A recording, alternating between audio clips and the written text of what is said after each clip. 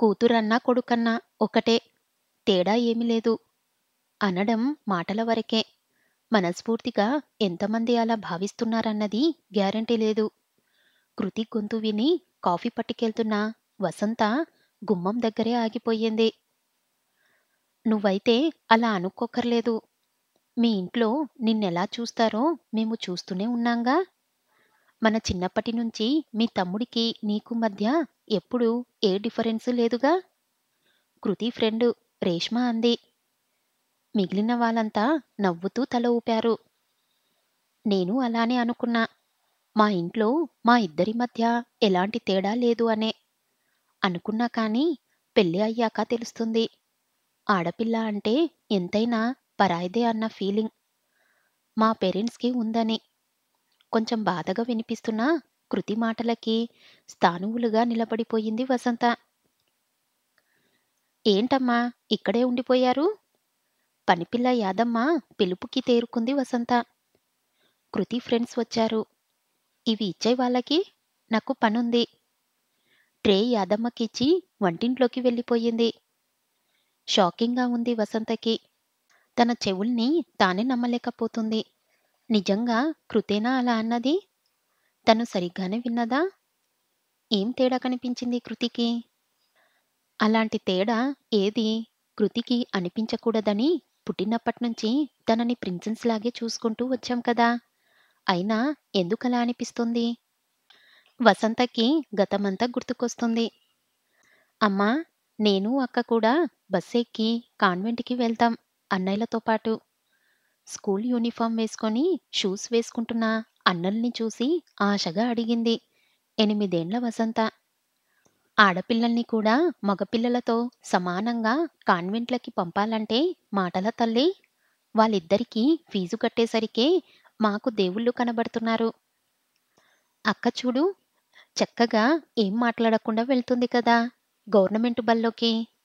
అయినా చదువుకోడానికి ఏ బడైతే ఏమిటి? విసుక్కుంది అమ్మ. అయితే అన్నయ్యలిద్దరికీ కూడా మాతో పాటు మా బడికే పంపు. చదువుకోడానికి ఏదైతే ఏమన్నావుగా? ఉక్రోషంగా అంది వసంత. వాళ్ళతో మీకు పోలిక ఏమిటే? వాళ్ళు మగపిల్లలు. చదువుకొని ఉద్యోగాలు చెయ్యాలి. మీరేం చేస్తారు? ఉద్యోగాలు చెయ్యాలా? ఊలెళ్ళాలా? త్వరగా అన్నాలు తిని బయలుదేరండి. లలిత, కంచాలు పెట్టు. పెద్ద కూతుర్ని పురమాయించింది వసంత వాళ్ళమ్మ. నాకు వేడి అన్నం కావాలి. ఈ చద్దన్నం, మజ్జిగ వద్దు మొరాయించింది వసంత. దీనితో పెద్ద తలనొప్పి అయిపోతుంది. అన్నిటికీ మగపిల్లలతో పోటీ. నోరు మూసుకొని తిను. లేకపోతే మానేయ్.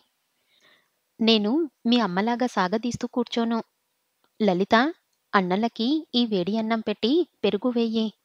మీరిద్దరూ చద్దన్నం తిని బయలుదేరండి. నాన్నమ్మ అరుపుకి కిక్కురుమనకుండా కంచం దగ్గర కూర్చొంది వసంత. అప్పుడే పెళ్ళికి ఎందుకు ఒప్పుకున్నావక్కా? ఇంకా చదివే పూర్తి కాకుండా నిశ్చితార్థానికి రెడీ అవుతున్న లలితని చూస్తూ అడిగింది వసంత. మంచి సంబంధం చేసుకోమన్నారుగా, ఇంకెందుకిప్పుడు ఈ ఆలోచనలు? నిర్లిప్తంగా అంది లలిత. చెప్పొచ్చుగా అక్కా, ఎంత మంచి మార్కులు వచ్చాయి నీకు?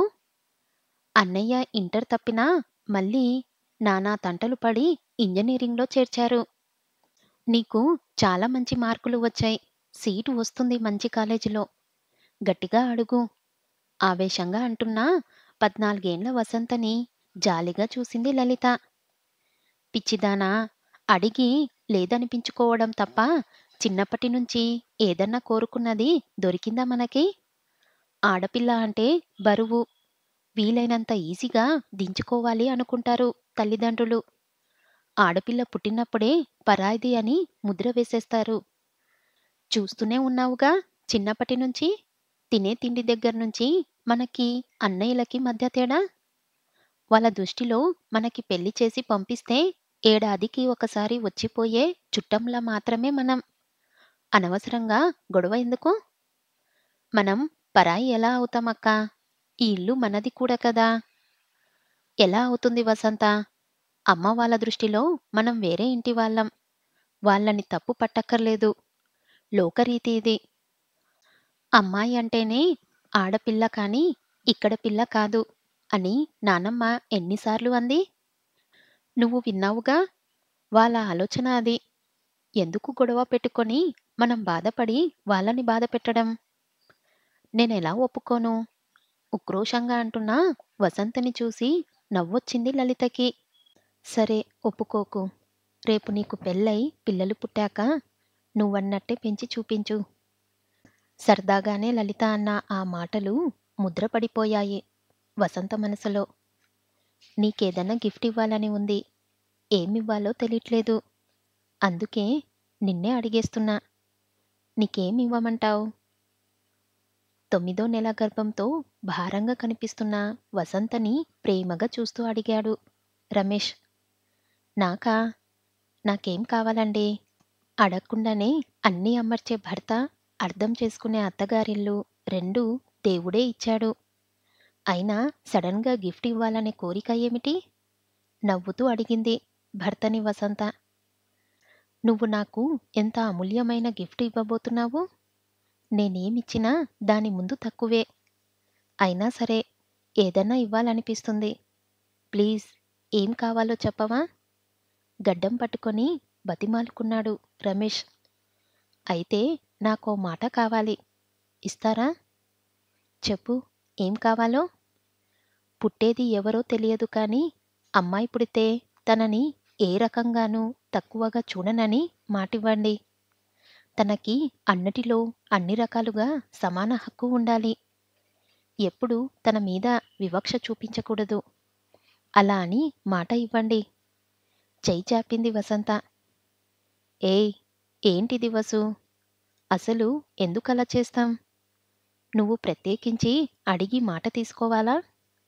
మనకి అమ్మాయి పుడితే అంతకన్నా కావాల్సింది ఏముంది? మేము ముగ్గురము మగపిల్లలమే. అన్నయ్యలిద్దరికీ మళ్ళీ మగపిల్లలే. చిరాకెత్తిపోయి ఉన్నాం. మనకి అమ్మాయి పుడితే తనే ప్రిన్సెస్ ఆఫ్ ది హౌస్.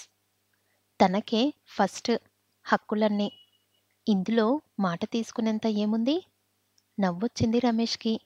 మీకు తెలీదు మా ఇంట్లో ఎలా ఉండేదో. నేను అక్క ఎలాంటి సిచ్యువేషన్స్ ఫేస్ చేశామో. పుట్టింటి విషయాలు బయట పెట్టుకోవడం ఇష్టం లేక నేనెప్పుడూ చెప్పలేదు. మా ఇంట్లో మా హోదా ఎప్పుడు సెకండ్ క్లాసు సిటిజన్స్. మగపిల్లలకు కాన్వెంట్ చదువులు, హై లెవెల్ కోచింగ్లు. ఆడపిల్లలకి అత్తేసరు చదువులు. వాళ్ళకి ప్రతి పండక్కి బట్టలు. మాకు ఏడాదికి 3 జతలు. నా ఈ డిగ్రీ పూర్తి చేయడానికి ఇంట్లో 3వ ప్రపంచ యుద్ధం చేయాల్సి వచ్చిందంటే నమ్ముతారా మీరు?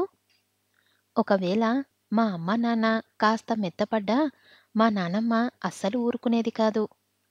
ఆడపిల్ల అంటే అక్కర్లేని ఖర్చులుగా ఫీలయ్యేది. అంతేకాదు, మొన్నీ మధ్యనే మా ఇల్లు అమ్మారు. మా ఇద్దరికీ ఒక్క మాట కూడా చెప్పలేదు. నాకు అక్కకి ఎంత బాధ అనిపించిందో. చెప్పలేదేమని అడిగితే మా ఇల్లు మా ఇష్టం. మీకు పెళ్లి చేసి పంపేశాం. మీకేం హక్కు లేదిక అన్నాడు అన్నయ్య. ఆస్తిలో హక్కు కోసం కాదు అడిగింది. మేము పుట్టి పెరిగిన ఇల్లు. అటాచ్మెంటు మాకు ఉంటుందిగా. ఒకసారి చూసుకునేవాళ్ళం కదా. పెళ్ళయినంత మాత్రాన మీకేం సంబంధం లేదు అన్నట్టు అంటే ఎంత కష్టంగా ఉంటుంది? గాఢంగా శ్వాస తీసుకుంది వసంత. అందుకే అడుగుతున్నా. మన పిల్లలు ఎవరన్నా కాని అందర్నీ ఒకేలా చూడాలి. సమాన హక్కు ఉండాలి. సమానంగా ప్రేమించాలి. ఇదే నాకిచ్చే గిఫ్ట్. ఇస్తారు కదూ? చెయ్యి జాపింది. సమానం కాదు. నేనైతే అమ్మాయికి ఫస్ట్ ప్రిఫరెన్స్, అబ్బాయి అయితే సెకండ్ క్లాస్ సిటిజన్. గట్టిగా నవ్వుతున్న రమేష్ని చిరుకోపంగా చూసింది వసంత. సారీ సారీ, కోపం తెచ్చుకోకు. సరే, మాట ఇస్తున్నా చూడు. మన ప్రేమ కానీ, మన ఆస్తి కానీ మన పిల్లలిద్దరికీ సమానం. వాటి మీద హక్కు సమానం.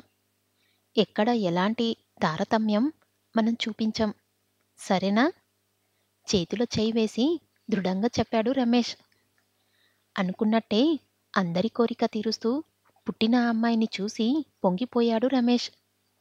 అతని కుటుంబం కూడా 2 తరాల నుంచి ఇంట్లో అమ్మాయి లేకపోవడంతో అందరికీ ముద్దే కృతి అంటే. కృతి పుట్టిన 2 ఏండ్లకి అర్జున్ పుట్టాడు. కానీ కృతికి గారాబం ఏమాత్రం తగ్గలేదు. రమేష్ ముందు అన్నట్టుగానే కూతురు తర్వాతే ఎవరన్నా ప్రిన్సెస్‌లానే చూసుకున్నాడు. తను ఏం చదువుకుంటానంటే అదే, ఎక్కడ చదువుతానంటే అక్కడే చదివించారు. ఎన్ని మంచి సంబంధాలు వచ్చినా కూడా తన చదువు పూర్తయ్యి పెళ్ళికి తను గ్రీన్ సిగ్నల్ ఇచ్చాకే తనకి నచ్చిన అబ్బాయినే ఇచ్చి పెళ్లి చేశారు. తమ తదంతరం ఆస్తిపాస్తులన్నీ ఇద్దరు పిల్లలకి సమానంగా రాసి రిజిస్టర్ కూడా చేశాడు రమేష్. ఇప్పట్నుంచే ఎందుకు ఆ వీలునామా అని అందరూ అంటున్నా కూడా పట్టించుకోలేదు. తను నిర్లక్ష్యం చెయ్యబడ్డానని కూతురు కలల్లో కూడా అనుకోకూడదనే ఇంత కష్టపడ్డారు. అయినా కృతికి అలా అనిపిస్తుందంటే ఎక్కడ జరిగింది తప్పు? రమేష్ వింటే అసలు తట్టుకోగలడా? కూతురు అలా ఫీల్ అవుతుందంటే తలనొప్పి వచ్చేసి రూంలోకి వెళ్ళి తలుపేసుకొని పడుకుండిపోయింది వసంత. అమ్మా! అమ్మా! ఈ టైంలో పడుకున్నావేమిటి? కృతి పిలుపుకి లేచి కూర్చుంది. ఏం లేదు. తలనొప్పిగా ఉందని పడుకున్నాను. నిద్ర పట్టేసినట్టుంది. ఇందాకటిదాకా బాగానే ఉన్నావుగా? ఇంతలో ఏమైంది? ఏమో తెలీదు. వచ్చింది నొప్పి అంతే. కొంచెం ముక్తసరిగా అంది వసంత. నేనన్న మాటలు విన్నావు. డిస్టర్బ్ అయ్యావని చెప్పొచ్చుగా? అవును. నేనేం చెప్తున్నానో పూర్తిగా వినాలిగా? మధ్యలోనే వెళ్ళిపోయావేం? నవ్వుతూ అంటున్న కృతిని చూసి కోపం వచ్చింది వసంతకి. నేను వినాలనే మాట్లాడావా ఆ మాటలన్నీ? ఎందుకు? ఎప్పుడైనా నీకేదన్నా తక్కువ చేశామా? ఇందాకటి నుంచి ఎంత ఆలోచించినా నాకు గుర్తు రావట్లేదు. మా తప్పేమిటో? మీ ఇద్దరికీ ఏదన్నా సమానంగా ఇవ్వాలనే మా తపన. అలానే ఇచ్చామనే అనుకున్నాం. అయినా నీకు ఏదో తక్కువ అయినట్టు అనిపిస్తుందని తెలిసాక నాకు తట్టుకోవడం కష్టంగానే ఉంది. బాధగా అంది వసంత. నాకు తక్కువ చేశారని నేనన్నానా అమ్మా? నిజానికి ఇద్దరిలోకి నాకే ఎక్కువ చేశారు మీరు. ఏ డిమాండైనా చిన్నప్పట్నుంచి ముందు నాదే తీర్చారుగా? ఎలా అంటాను అలా? మరి నువ్వు అన్నది ఏమిటి? పెళ్ళి అయ్యాక తెలుస్తుంది. ఇద్దరం సమానం కాదని. నిన్ను పరాయి పిల్లగా అనుకుంటున్నామని అనేగా? ఎందుకలా అనిపించింది? నీ పెళ్ళైన ఈ 10 ఏండ్లలో ఇప్పటికీ ఏ పండగ అయినా, ఫంక్షన్ అయినా ముందు నీకు చెప్పాకే తమ్ముడికి ఫోన్ చేసి చెప్తాను. ఈ ఇల్లు, మా మిగిలిన ఆస్తులు అన్నీ మీ ఇద్దరికీ సమానంగా రాసేశాం. ఎక్కడ నీ హక్కుకి భంగం కలుగుతుందో అని నీకన్నా కూడా ఎక్కువగా నేను, మీ నాన్న ఆలోచిస్తాం. చెప్పుకుపోతున్న వసంత చెయ్యి పట్టుకొని ఆపింది. అవునమ్మా! నాకు అన్నిటిలో సమాన హక్కు ఇచ్చారు. మరి బాధ్యతలో హక్కెందుకు ఇవ్వట్లేదు? సూటిగా అడిగింది కృతి. బాధ్యతలో హక్కు ఏమిటే? నాకర్థం కావట్లేదు. అన్ని రకాలుగా కొడుకు, కూతురు సమానమని మీరనుకున్నప్పుడు మీకేదన్నా అవసరం వస్తే నన్నెందుకు పక్కకి పెడుతున్నారు?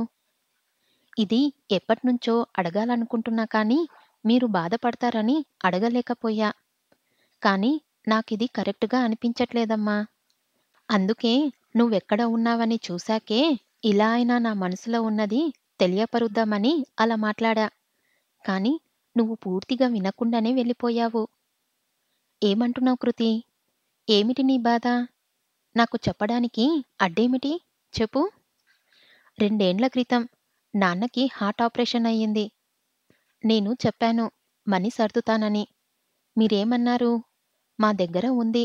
అక్కర్లేదని అన్నారు. కానీ తమ్ముణ్ణి అడిగి తీసుకున్నారు. అవునా? లాస్ట్ ఇయర్ నువ్వు పడిపోయావు. 4 నెలలు రెస్ట్ అంటే నేను ఎంత బతిమాలాను? నా దగ్గర వచ్చి ఉండమని. కాదు అని తమ్ముడి దగ్గరికి వెళ్లారు. చంటి పిల్లలతో ఉంది నీ కోడలు. ఆ అమ్మాయికి ప్రాబ్లం అవ్వదా? నా పిల్లలంటే పెద్దవాళ్ళయ్యారు.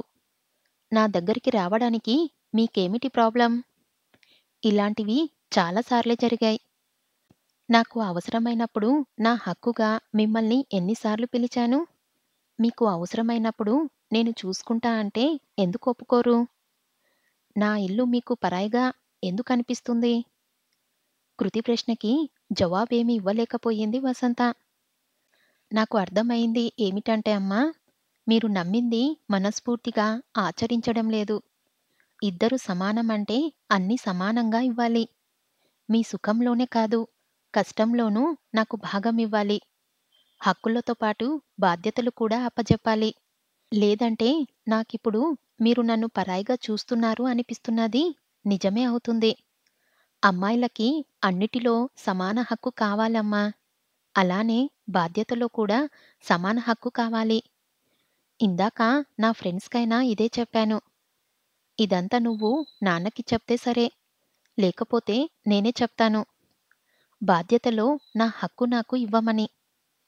నిజానికి సమానంగా కాదు, నాకు కొంచెం ఎక్కువ ఇవ్వాలి. మొదటి నుంచి అలానే ఇచ్చారు కాబట్టి. నెమ్మదిగానే చెప్పినా, చాలా స్పష్టంగా చెప్పిన కృతి మాటలతో తమ ఆలోచనల్లో ఎక్కడో ఉన్న చిన్న తప్పును అర్థం చేసుకుంది వసంత. అందువల్ల కూతురు ఎంత హర్టయిందో అర్థమైంది. ఇంకెప్పుడు ఇలా జరగదు తల్లీ. తెలియకుండానే నిన్ను బాధపెట్టినందుకు సారీ. కానీ ఒక్కటి మాత్రం చెప్పాలి. అందరూ ఆస్తుల్లో హక్కు అడుగుతారు కానీ, బాధ్యతల్లో హక్కు అడుగుతున్నావు చూడు, నిన్ను చూస్తుంటే గర్వంగా ఉంది. నీలానే అందరు ఆడపిల్లలు ఉంటే ఎవరూ కూతుర్ని తక్కువ చూడరు. వద్దనుకోరు. ముద్దు పెట్టుకుంది కూతుర్ని. అందరు కూతుళ్ళా నాలాగా ఉండాలంటే అందరి తల్లిదండ్రులు మీలాగా ఉండాలి కదమ్మా! నవ్వుతూ ప్రేమగా తల్లిని కౌగిలించుకుంది కృతి.